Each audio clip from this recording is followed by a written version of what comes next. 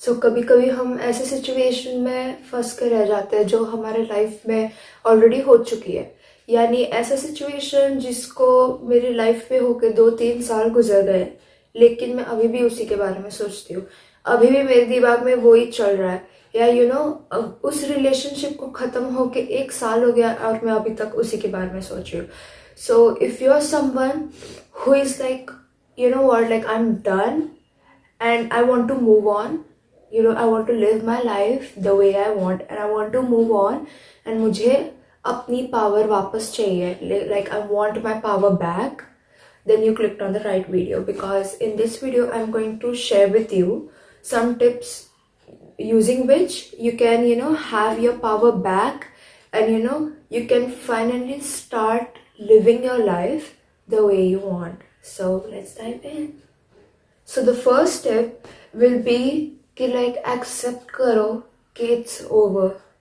So हम में से बहुत सारे लोग क्या करते हैं कि like we refuse to accept कि वो relationship खत्म हो गई, because हम हमेशा सोचते रहते हैं, अगर मेरे पास्ट में अगर मैंने ये चीज़ बोली होती या अगर मैंने ये चीज़ की होती, like if I had done this thing instead of that thing, तो क्या आउटकम अलग आता, तो क्या अभी जो मेरी लाइफ चल रही है वो अलग तरह से चल रही होती, या मेरा लाइफ कितनी अलग होती अगर मैं ये डिसीजन ना लेके वो डिसीजन लेती, या वो पर्सन मेरे को कभी छोड़ के जाता ही नहीं. Like Honey, like stop thinking about something which is never going to happen. Okay, your relationship is over, or like that situation जो होने वाला था, it's done, right? Even if you want to, you cannot change it, like no matter how how much you want to change that situation, it's not going to happen. तुम जितनी भी कोशिश कर लो, तुम जितना प्रे कर लो, nothing is going to change and outcome जो है वो वही रहेगा. सो एक्सेप्ट करो कि अब जो हो गया वो हो गया. The past is in the past. Past को पास्ट में ही छोड़ दो. Like don't waste your time in thinking कि अगर वो बंदा मेरी लाइफ में ही नहीं आता तो कितना अच्छा होता, या अगर मैंने वो डिसीजन जो मैंने उस टाइम लिया उसके जगह पे अगर मैंने नया डिसीजन लिया होता तो मेरी लाइफ कितनी सिंपल हो जाती. शायद सिंपल होती, शायद और भी वर्स्ट हो जाती. वी डोंट नो, क्योंकि वो कभी हुई नहीं. एंड जो चीज़ कभी हुई नहीं उसके बारे में सोच के it's pointless, and that will only drain your energy. Because come on, we are not in a webtoon, we are not in a novel जहाँ पे suddenly हम हमारे past में पहुँच जाता है, and past में suddenly जाने के बाद हम हमारे situation change कर सकते हैं. नहीं, this is life, this is reality.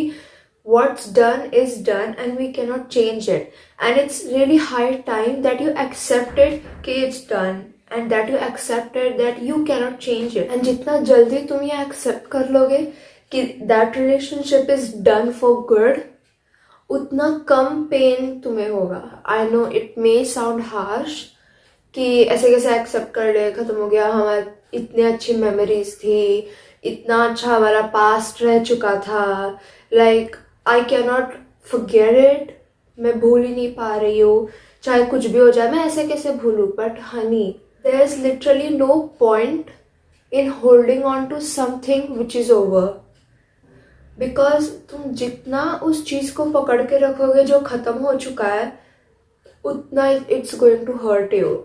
So it's for your own good that you accept, that you tell yourself and be honest with yourself कि it's done and I cannot go back, and it's really for your own good that you accept that situation is over, or your relationship is over, and you move on.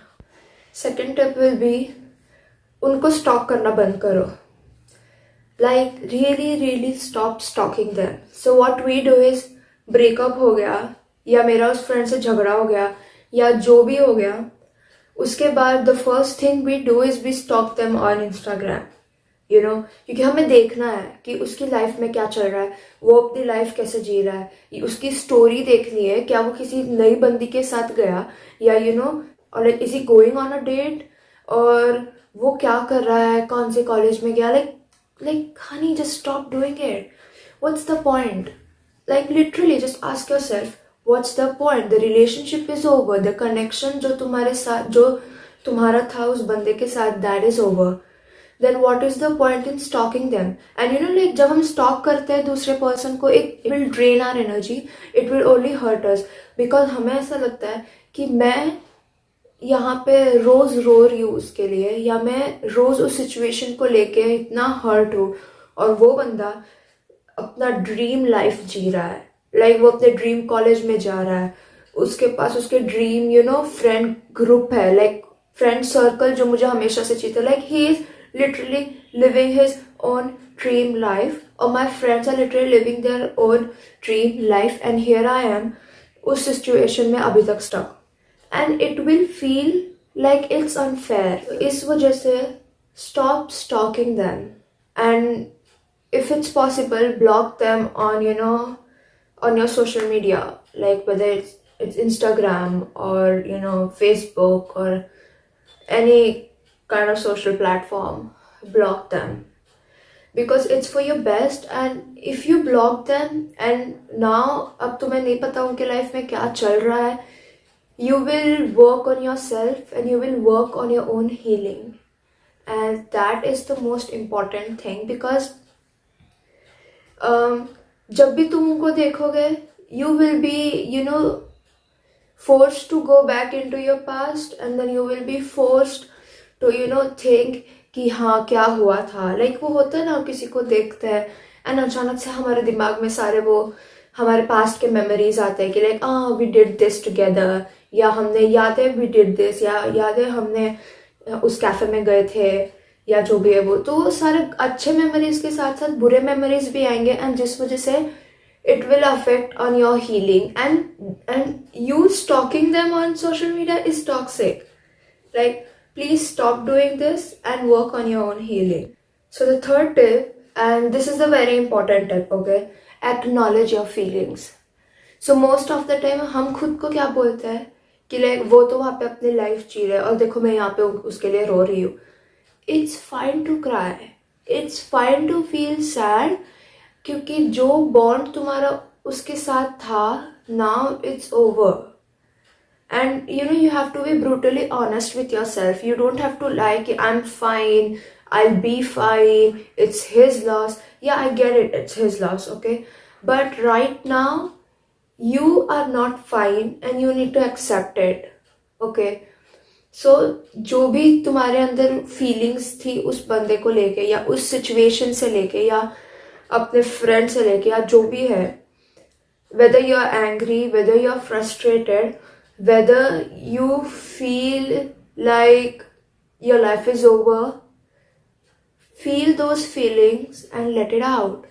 Either तुम journaling कर सकते हो, या अपने phone का voice recording app on करके तुम उस पर रिकॉर्ड कर सकते हो जो तुम्हें फील हो रहा है. But be honest with yourself.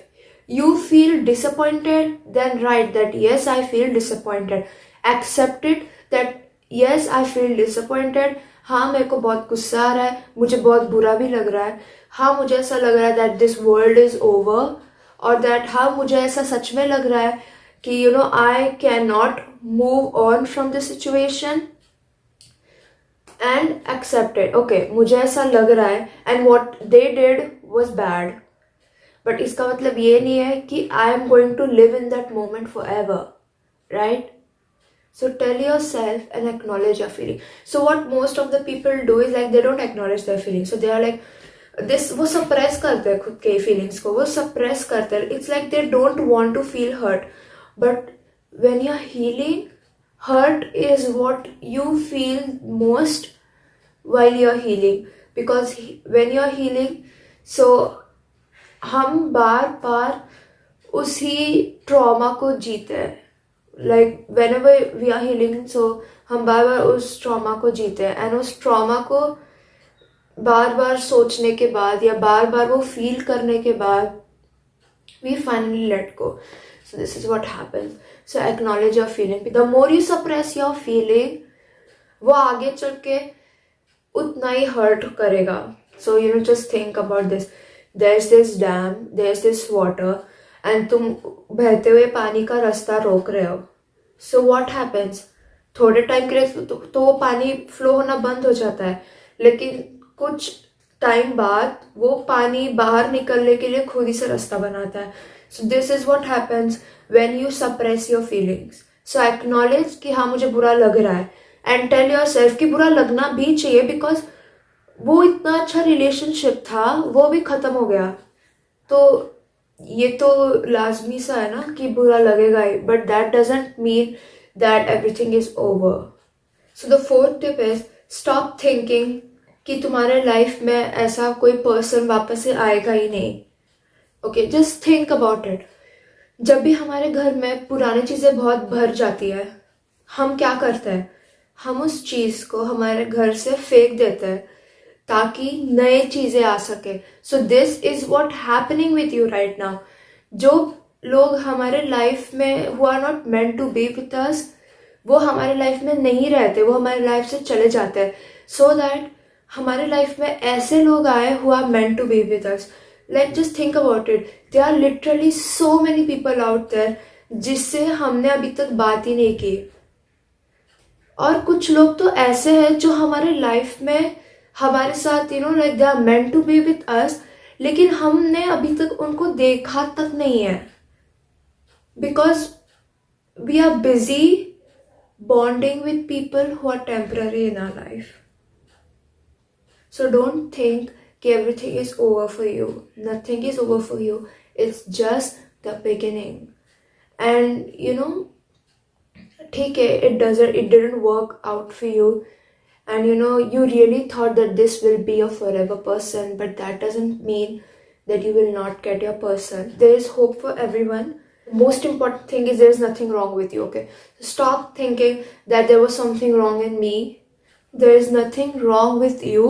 There's nothing wrong with that person. It's just that you were not meant to be together.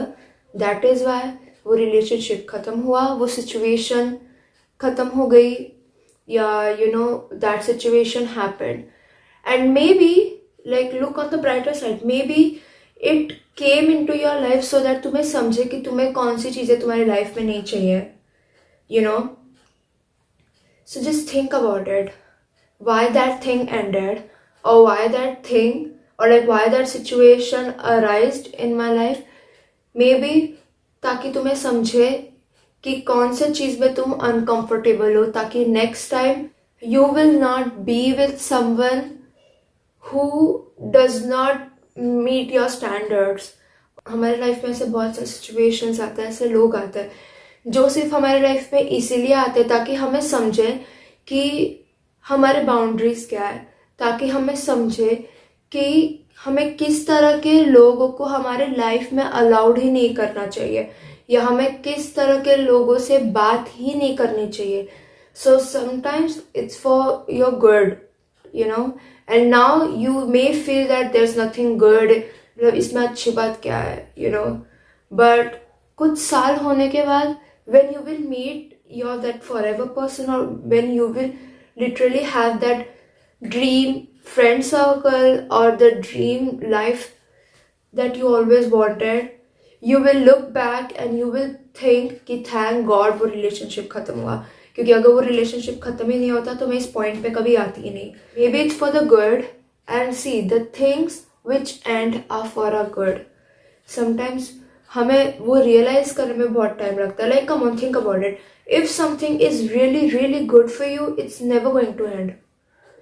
जब कोई चीज तुम्हारे लिए इतनी अच्छी है तो वो कभी खत्म ही क्यों होगी, राइट?